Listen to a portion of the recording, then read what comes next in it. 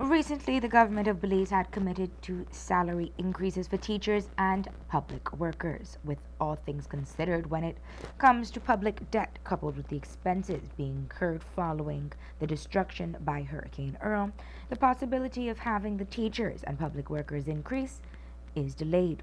It is one that was discussed yesterday via a press conference with the Prime Minister.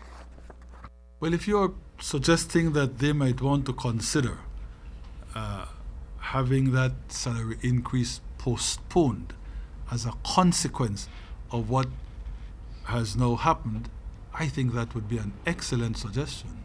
So if that's the suggestion you're making, I encourage you to repeat it, to make it over and over and over again.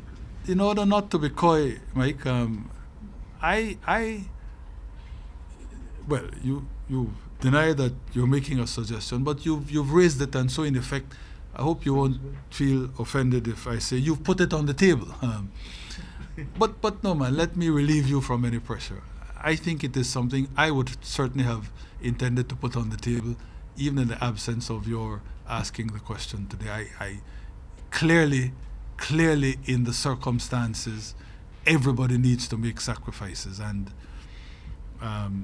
I don't think it would be too much to ask that in terms of the public officers and teachers, that we have a discussion about the possibility of postponing this increase, which is theirs and which they must get either now or at some point in the future. But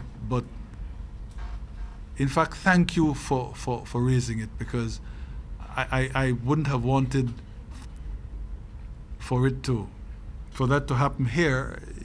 In the normal course, it would have been nicer if I could have spoken to them, so that they can't claim that, Lord, you're come to way after you don't say this is what you want to do. So let me be clear, I'm not saying this is what we will do, but I am saying that indeed I would want to invite them to have that conversation with us. Prime Minister says he will be in dialogue with the unions.